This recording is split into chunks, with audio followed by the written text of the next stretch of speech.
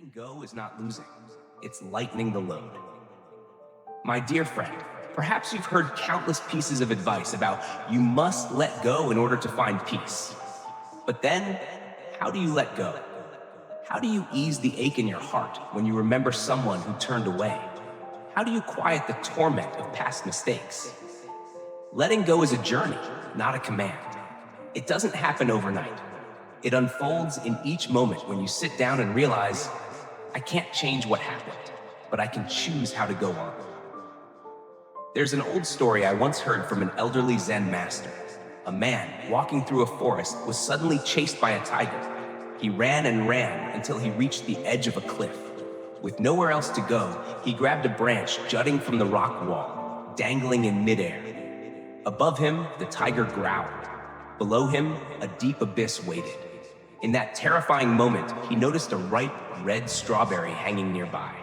He reached out, plucked it, and put it in his mouth. Sweet. That's where the story ends. The Zen master simply smiled and said, letting go is not giving up on life.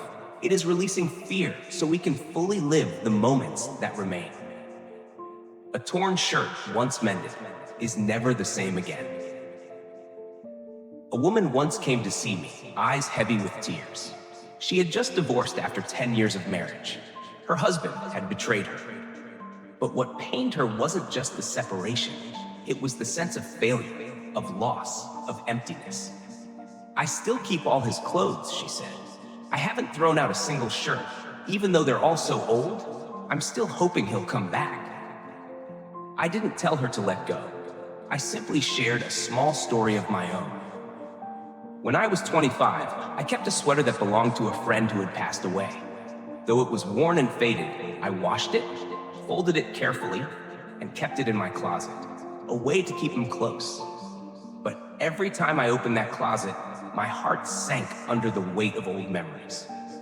One rainy day, I decided to give that sweater to someone who needed it. Not because I had forgotten him, but because I wanted to let the memory rest, like moonlight gently shining through the night.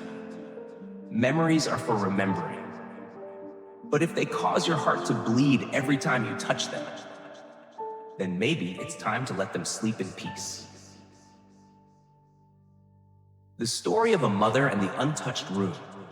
I will never forget my visit to a small temple on the outskirts of the city, where a nun who used to be a doctor shared this story. There was a woman in her 70s who came to the temple every week. She didn't chant, didn't pray. She just sat quietly, staring into the distance. One day I asked her why, and she broke down in tears. Her son had died in an accident. For 15 years, she had never touched his room. Everything remained exactly as it was. His sandals, his book on the desk. I'm afraid if I clean it up, he'll truly be gone. The nun didn't argue. She didn't comfort her with words. She just invited the woman to sit beside her and breathe. Then, she shared a story from the Mahaparinibbana Sutta.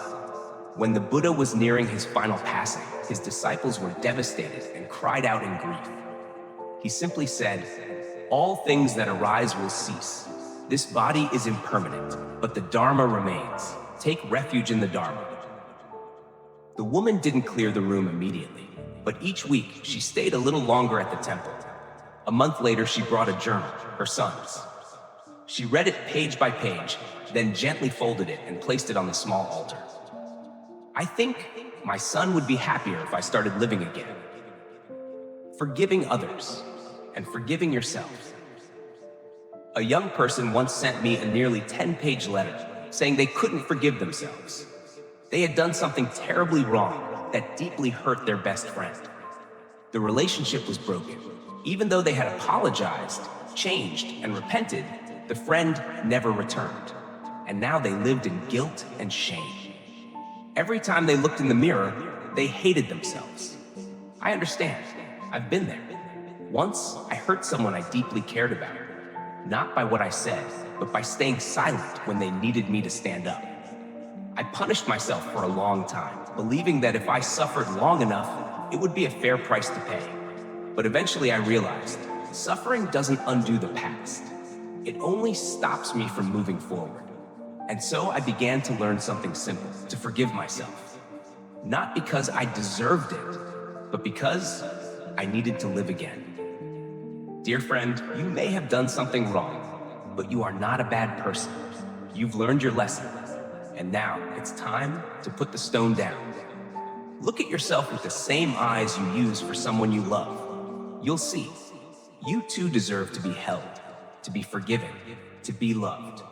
When a careless word becomes a lifelong change.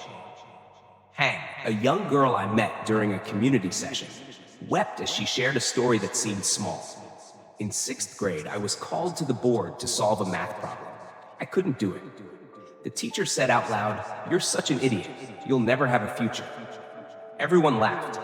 I laughed too, but that night I cried alone under the blanket. And ever since, I've never believed I was smart. Just one sentence, one moment, but it left a scar that stretched across her youth.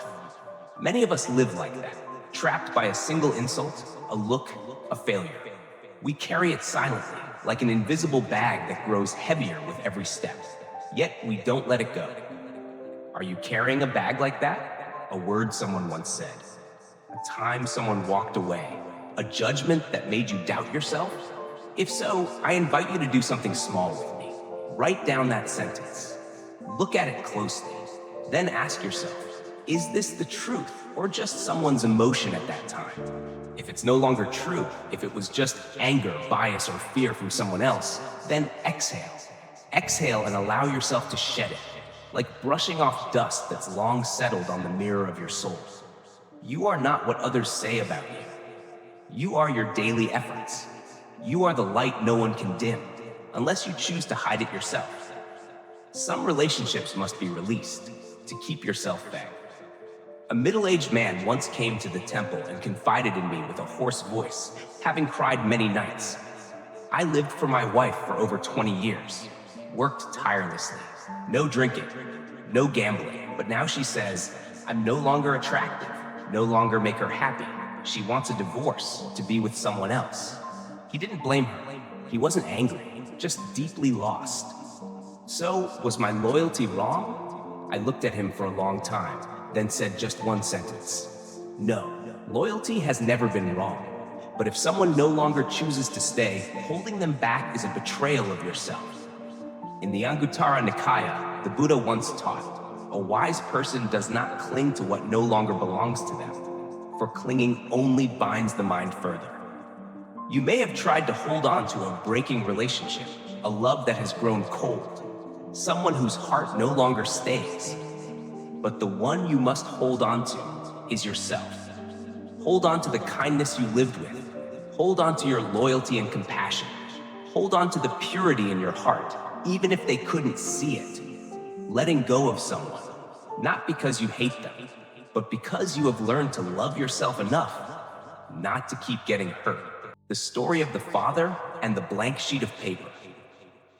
One afternoon during a meditation session, a father brought along his young daughter. She was about 9 years old, well-behaved, but her face looked gloomy. During the break, the father shared with me, she's been mocked by her classmates for her poor handwriting. She brought home a test and said, Dad, I really am a failure. It broke my heart, but I didn't know what to say. I asked for a blank sheet of paper. I folded it in half, dipped one end into a glass of purple ink, then unfolded it. One side remained clean. The other was stained with blotches of ink. I asked the girl, when you look at this paper, what would you call it? She quietly answered, it's stained paper. I nodded. So if you only ever focus on the ink stain, you'll forget that there's still a clean and beautiful part, right? Her eyes widened. Then she smiled. Her first smile that entire afternoon. You're the same. Maybe you've stumbled, made mistakes, been told you're not good enough. But your life isn't just an ink stain. You are the whole sheet of paper with beautiful, kind, resilient parts that perhaps you've forgotten to see. When you strain yourself too long, you may forget to breathe. Lynn is a successful woman, a good job, a house of her own, a nice car, impressive degrees. But every time I saw her, she looked like someone who had just come through a storm. dark circles under her eyes, an exhausted voice, and a posture that couldn't manage even a deep breath. I asked her, "How long has it been since you allowed yourself to just sit still and do nothing?" She smiled, but her eyes did not. "I don't have time for that," she said. Then, during a short retreat, when invited to sit still for 15 minutes, Lynn broke into tears. "I don't know why. I just forgot how to breathe." Are you like Lynn? Living a life full of schedules, deadlines, and obligations. So full there's no room left for yourself? The Buddha teaches in the Satipatthana Sutta, when breathing in a long breath, know that you are breathing in a long breath. When breathing out a short breath, know that you are breathing out a short breath. Just recognizing your own breath means you've already walked halfway back home. Breath is the thread that connects body, mind, and the present moment. People don't lose peace because of too much to do, but because they've forgotten how they are living in the midst of it all. Try, just once a day, turn off your phone, do nothing, just sit still, place your hand over your heart, breathe in, breathe out, as if you are gently kissing the pain in your heart with compassion. You'll find that no one else, only you, are the one comforting yourself home. The story of the backpack and the invisible stones. In a Dharma talk for young people, I once shared a story about a man traveling the world with an old backpack filled with nothing but rocks. Everywhere he went, he complained about being tired, about the weight, yet he refused to take out a single stone. A young woman in the audience laughed. "Who'd be silly enough to do that, teacher?" I smiled. "Then why do you still carry the grudge from 3 years ago when your ex left you? Why do you still hold on to your former boss's insults? Why haven't you forgiven yourself for that mistake in 10th grade?" She fell silent, then lowered her head. We all carry such backpacks. No one sees them, but everyone's back aches. Letting go doesn't mean forgiving right away. Letting go means seeing the stone clearly and choosing to put it down, one stone at a time. One fall doesn't mean the end of the road. There was once a young man so addicted to drugs that he nearly lost his life. After 3 years of rehab, he applied for jobs everywhere, but was rejected by all. One even sneered, "You were a junkie? Don't even bother." He almost gave up. But during a Dharma talk at a temple, he heard this verse from the Dhammapada. "Just as a lotus blooms from the mud, untouched by its stench, one who turns back from mistakes shines brighter than a cloudless full moon." He broke down in tears, then returned to work as a construction helper. Day by day, he learned everything from scratch. 5 years later, he became a lead foreman, opened a small construction company, and began hiring other reformed young men. I asked him, "Aren't you ashamed of your past?" He replied, "If I hadn't dared to let go of the label addict, I would never have had a chance to live again."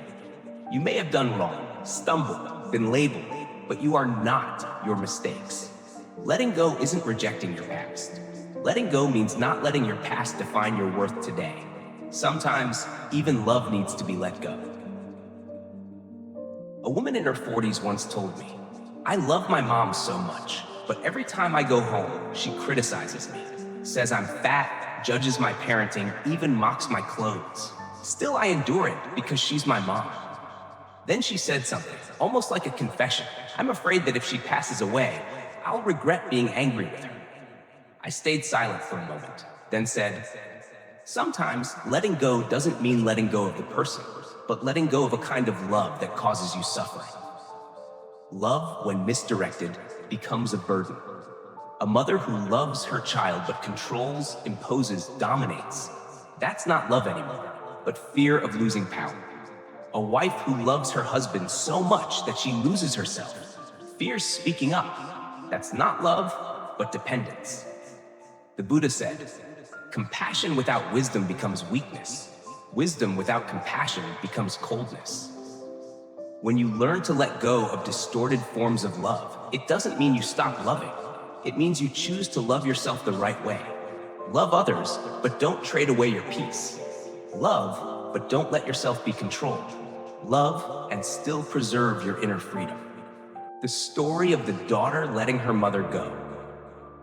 One afternoon at the temple, I witnessed a very special moment. A young woman stood beside her mother's sickbed and whispered into her ear, "Mom, if you're too tired, it's okay to go. I won't hold you back anymore. I'll be okay." A few minutes later, her mother took her final breath. The daughter didn't scream or cry. She simply placed her hand on her mother's chest, closed her eyes, and smiled softly. A smile full of pain, but also peace. Later, she told me, "I used to cry and beg her not to leave me, but I saw how much she was suffering, so I learned to let go." The Buddha said, "No one truly comes, no one truly goes. What exists is only the transformation of conditions." We cannot hold on to someone when their body is already exhausted, when past karma has come to its end. Letting go in moments like that is not abandonment. It is offering our loved one their final freedom. When you let go of expectations, you begin to see what you already have. A 12th grade student, once an excellent learner, failed to get into a top university. He was devastated. His mother cried constantly. His father remained silent for an entire week. He came to me during a retreat. His eyes were swollen, his voice choked. "I didn't fail. I just didn't get into the place everyone expected me to. But why do I feel invisible, teacher?"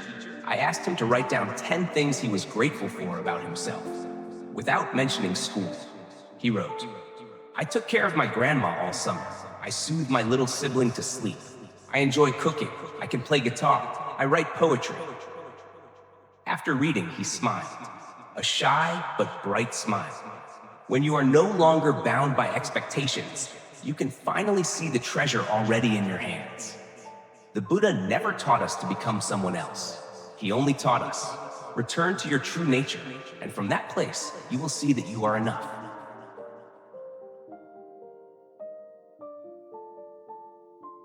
Some people start again from below zero and still bloom. A man who was once a successful businessman, houses, cars, came to me with nothing left in his hands. He had gone bankrupt due to a dishonest partner. His wife left him. His children distanced themselves. At one point, he even considered ending his life. But one day at the temple, he saw a disabled child folding paper cranes, eyes sparkling with joy. He told me, "I looked at that child and felt ashamed. I have both hands, intelligence, and yet just because I lost money and reputation, I was ready to throw my life away." From that day, he began learning carpentry. He made wooden chairs, tables, and toys. 5 years later, he opened a small workshop teaching vocational skills to children with autism. I asked him, "How did you let go of all the resentment?" He smiled. "I didn't let it go. I transformed it. Resentment, when properly handled, can become creative energy." The Buddha taught, like fire, it can destroy, but it can also warm.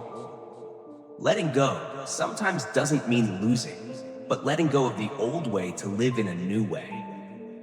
When others' words become whispers in your mind. A university student named V once shared with me, "I can stay silent in front of others, but I can't silence the voice in my head.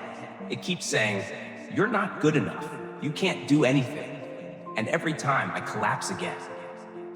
I asked her, "Those words, who did you first hear them from?" She was silent, then softly said, "My father." Maybe you're like V. You've heard harsh words from someone, a family member, a teacher, an ex, and haven't realized that you've carried them like a recording. They repeat over and over. Eventually, you believe them to be truth. But the truth is, no one has the right to define you, not even your past self. The Buddha said, "The mind is like an artist who paints the world they live in. When the mind changes, the scenery changes." If you see yourself as worthless, it's not because you are, but because your mind is clinging to a false belief. Learn to speak to yourself with a voice of compassion. Instead of saying, "I'm useless," try, "I'm learning to get better. I'm allowed to make mistakes and grow. I'm practicing letting go of the words that hurt me." You don't need to win against everyone out there. You just need to free yourself from the cage built by old words. Children who grow up in unhealthy families and the journey home. A 28-year-old man once asked me, "Teacher, I hate my parents. They always criticized me, never hugged me, only imposed their will. I grew up believing I wasn't worthy of love. Should I cut ties to find peace?" I didn't answer right away. I asked him, "Have you ever seen a tree grow between rocks with no one tending to it and still bloom?" He nodded. I said, "Then instead of hating the soil, tend to your own tree. When it's strong enough, tall enough, you won't feel the need to blame anymore. You may not choose where you were born, but you can choose how you continue to live. Don't let the past be the reason you keep hurting yourself forever."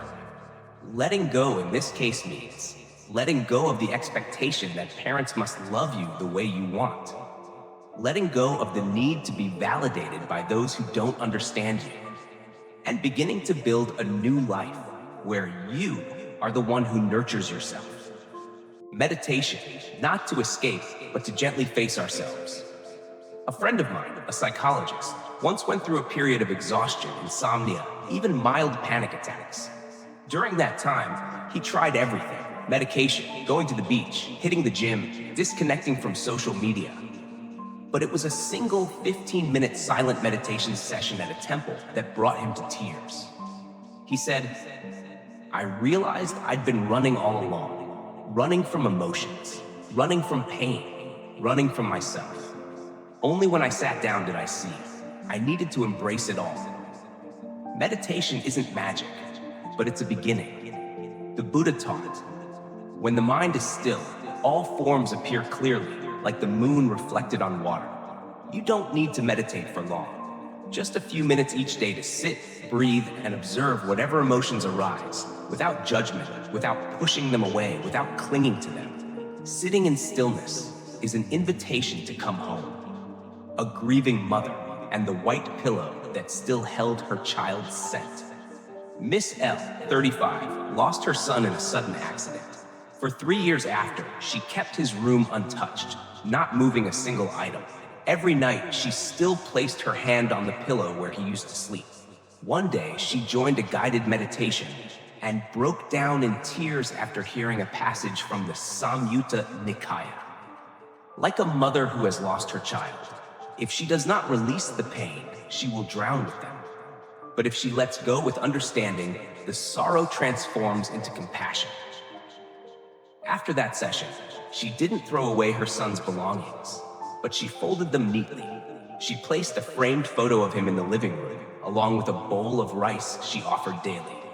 "My son is still here, but he is no longer a weight pulling me backward. I will live to love the world on his behalf." Letting go is not forgetting. Letting go means holding someone through love, not through sorrow. An argument can keep you awake for days. One student once shared with me, "Just because a close friend didn't reply to my message, I got upset and texted harsh words. Now we don't talk anymore. I keep thinking I shouldn't have been so impatient, and I keep blaming myself."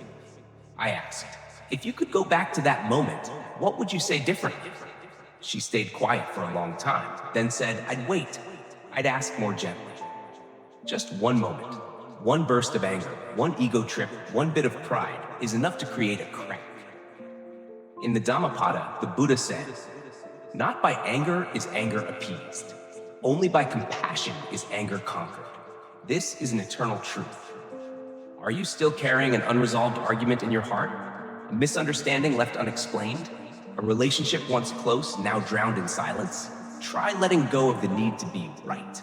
Let go of the need for them to apologize first. And instead, send one simple message. "Hey, have you been doing okay lately?" You don't need to win an argument. You just need not to lose each other over something so small. One failure does not define the whole journey.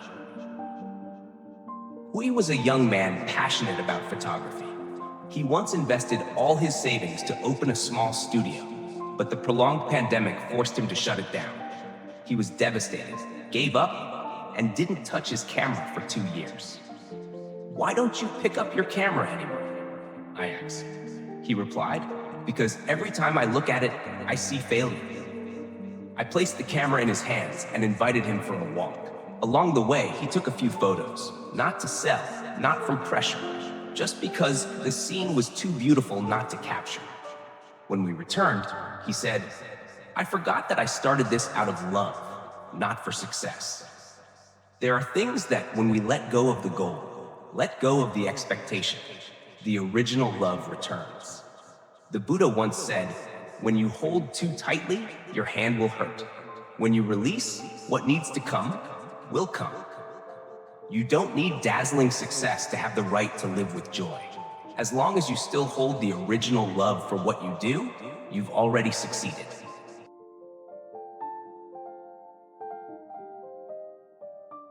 When you feel judged by others. An elderly woman once told me, "I go to the temple, study the Buddhist teachings, eat vegetarian meals, but my neighbors keep saying I'm fake and just pretending to be spiritual. Sometimes I feel like giving up." I asked her, "Why do you study the Dharma?" She answered, "Because I want peace in my heart, to be less angry and live more kindly." I smiled. Then if you give up because you're afraid of what people say, aren't you living for them instead of for your own peace? In the Sutra of 42 Chapters, the Buddha taught, "If someone speaks but I do not receive it, that word returns to them." If someone says something about you, ask yourself, is it true? If yes, you improve. If not, it belongs to them, not you. Letting go is not silent submission. Letting go is not allowing others' words to take root in your heart. Meditation. Letting go, little by little. A simple meditation practice the Buddha once taught in the Anapanasati Sutta is the practice of releasing layer by layer. Breathing in, I am aware of my body. Breathing out, I smile at this body. To release tension. Breathing in, I am aware of my feelings. Breathing out, I embrace these feelings with loving kindness. To release resistance and denial. Breathing in, I see my mind is restless. Breathing out, I gently invite the mind to return. To release rising afflictions. You don't need deep practice or a quiet place. You just need to stop, breathe, and look deeply. Letting go begins there. The story of the gift of forgiveness. A man whose daughter had been assaulted by a criminal after the perpetrator was arrested did not celebrate, did not curse. He simply said, "I am in pain, but I choose not to seek revenge. I will spend the rest of my life caring for children who are hurt, like my daughter." He later established a charity fund. The story spread, touching millions, including the mother of the offender. She came to kneel before him and apologized, and they embraced in tears. Letting go is not agreeing with wrongdoing. It is choosing to abandon hatred so that pain does not give birth to more suffering. The story letting go is the way home. A meditation student once told me, "Teacher, I feel like I'm someone who keeps going but never arrives. I work a lot, love deeply, try hard, but still feel empty." I asked, "Have you ever just sat still, expecting nothing, just to sit?" They gave a sad smile. "When I sit still, I feel restless, like someone is calling me to move on." I nodded. "No one is calling, it's just habit." We're used to running, chasing goals, lovers, degrees, identity, but running leads nowhere if the mind has no home to return to. The Buddha taught, there is no path to happiness. Happiness is the path, and that path isn't far away. It begins when you let go of what weighs you down and take calm steps upon this very earth. Letting go is not walking away. Letting go is pausing to see that you already have enough. Nothing belongs to us forever. An elderly man once told me while looking at the house he was about to sell, "I used to think this would be where I lived until the end. But now I realize nothing belongs to us forever. Not even this body." I smiled and replied, "One who understands that will not suffer when parting comes." The Buddha called this anicca, impermanence, a law no one can resist. This body will age. Those we love will someday change. Possessions, positions, fame, all are like clouds scattered by the wind. Letting go is not pessimism. Letting go is living deeply with what remains, knowing everything is merely temporarily dwelling together. When you understand this, you no longer cling or cherish. You no longer fear loss, but are grateful for what still is. Small daily practices to let go. You don't need to immediately let go of life's big things. Start with the very small. When someone says something upsetting, take a deep breath before responding. When you feel anger, place your hand on your chest and say, "I'm angry, but I choose to soften." When you want everything to go your way, ask, "If it's a little different, will I still survive?" And each morning, tell yourself, "Today, I will be a little lighter. I don't need to be perfect, just real and kind to myself." Bit by bit, your heart will begin to open. Breath, the boat that carries you to the other shore. Ultimately, all letting go begins with mindfulness in the breath. Each day, just sit still, close your eyes. Breathe in, know that you are breathing in. Breathe out, smile gently. No need to think, no need to do anything. Just be fully present with your breath, and you've already stepped onto the boat of peace. The Buddha said, "Whoever lives with mindfulness will not drift away." If you're tired, sit down. It's okay. Dear friend, maybe you're going through a difficult season. Maybe you're holding back tears in public. Maybe you keep smiling, so no one sees the cracks in your heart. But I want to tell you, with all the gentleness I have, you don't need to be strong all your life. You don't need to always be okay. You don't need to be tough to be loved. If you're tired, sit down. If you're hurting, allow yourself to cry a little. No one will judge you for it. In fact, it's in the moment you dare to face your own vulnerability that healing begins. Letting go is not losing, but regaining yourself. We've spoken so much about letting go. Letting go of past wounds, letting go of expectations, letting go of anger, letting go of things we thought we could never live without. But in the end, what do you see? You haven't lost anything. You've only become lighter. You've only begun to breathe more deeply. You've only found yourself again, whole, pure, and worthy of peace. Letting go doesn't diminish you. Letting go is returning to your truest, most complete self. Maybe you're not ready to let go, and that's okay. We are human, not saints. There will be wounds you can't yet release. There will be grudges you still carry. There will be pain you feel. No, I can't forgive this yet. And I say to you, that's okay. Just recognizing that already sets you ahead of many. Just knowing that one day you want to let go is enough. Letting go doesn't have to be rushed. Letting go doesn't need to be perfect. Letting go simply needs you to be honest with yourself, and it's already begun. Each day, just be a little lighter. That's enough. You don't need to change the whole world. You don't need to become enlightened by tomorrow morning. Just each day, go to bed 15 minutes earlier. Sit quietly for a few moments before eating. Say something kind to someone you love. Forgive yourself for one small mistake, and smile, even when it rains. Little by little, your heart will shine like a mirror gently polished each day. You'll see this life isn't so frightening anymore, because you've learned how to hold yourself and become your own gentle companion. And finally, I just want to tell you this. Wherever you are, even if your heart feels heavy, even if you haven't been able to let go of anything yet, I still believe in you. I believe there is light within you. I believe there is a seed of compassion and peace within you. I believe that one day you will be truly free and smile as softly as a cloud drifting over a mountain peak. Just keep walking, even slowly.